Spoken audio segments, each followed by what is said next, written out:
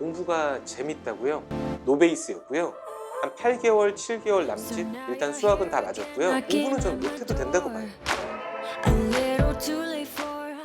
저는 연세대학교를 졸업하고 현재는 서울 목동에서 수학학원을 운영하고 있는 수학 강사 박원입니다. 저는 일반고에서도 정말로 하위권에 있었어요. 무엇을 상상하시든 그 이하일 겁니다.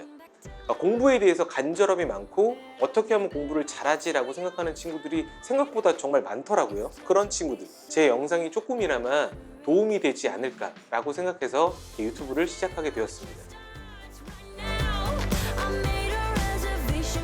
이 성적표를 공개한다는 게 사실은 썩 좋은 일은 아니라고 생각을 합니다. 왜냐하면 누군가에게는 정말로 이게 자랑이냐라고 얘기할 수도 있다는 부분인 거 충분히 인지하고 있습니다.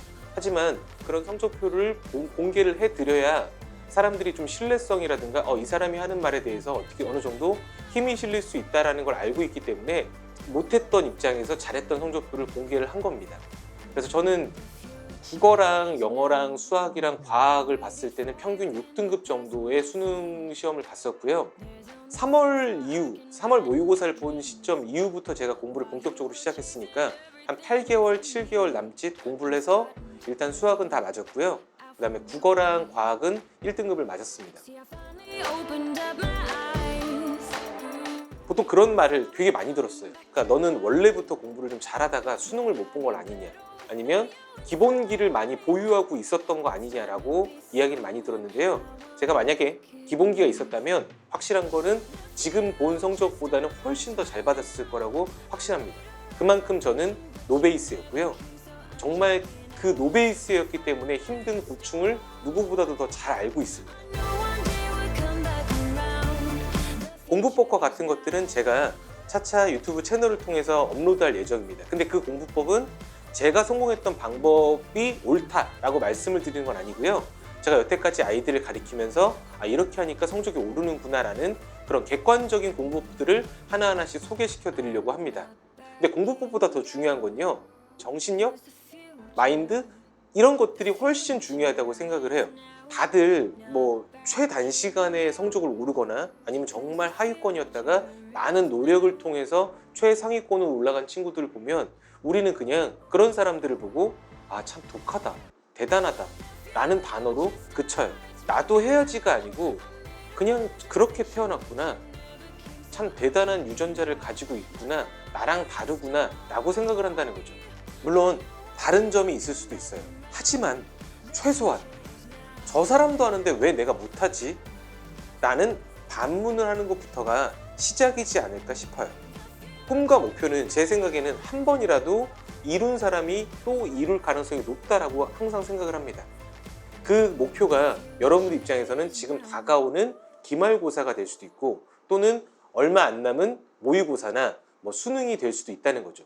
수험생들은 그 시작이 지금이라고 생각을 합니다. 상위 1%가 목표라면 여러분들 아침에 학교, 등굣길이나 하굣길, 횡단보도에 학생들 많이 서 있잖아요. 거기 애들 명수를 한번 쭉 세워보세요. 거기 한 대략 몇 명 정도 될까요? 10명? 20명? 이렇게 되죠?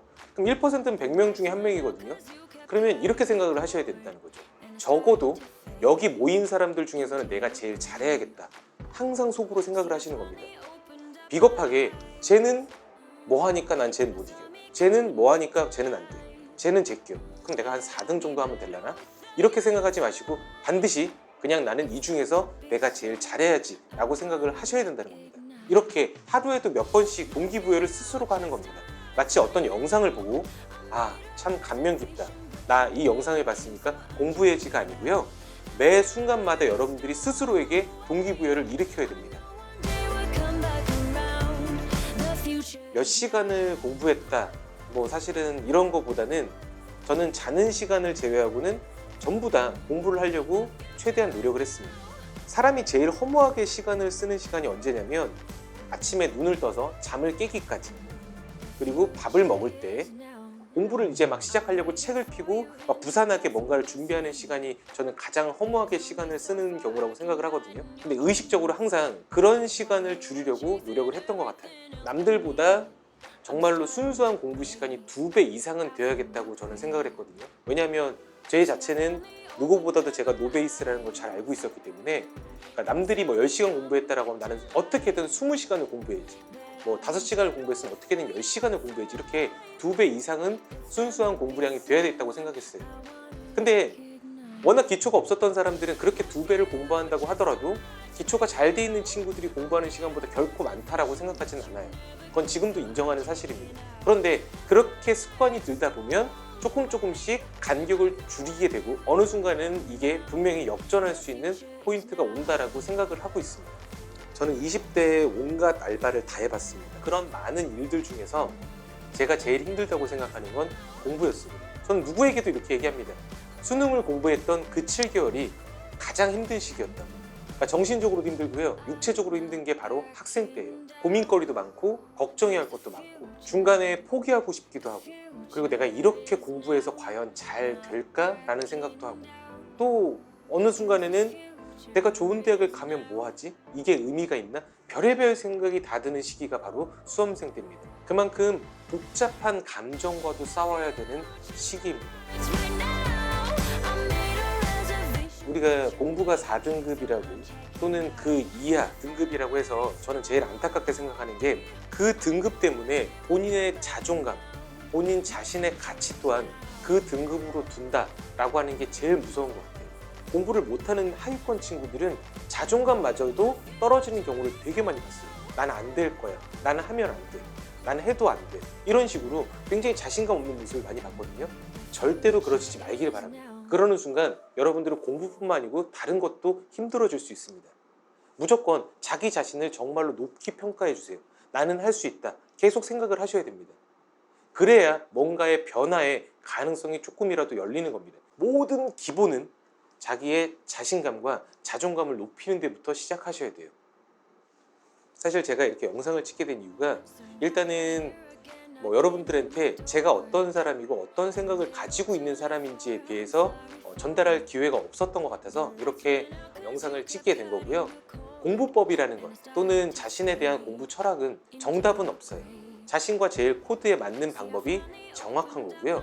행여나 그 공부법으로 본인이 좋은 결과를 얻을 수 있다면 그게 정말 본인에게는 정말 최선의 공부법이 되겠지만, 다른 사람에게는 그 공법이 또 적용되지 않을 수도 있다고 생각을 합니다.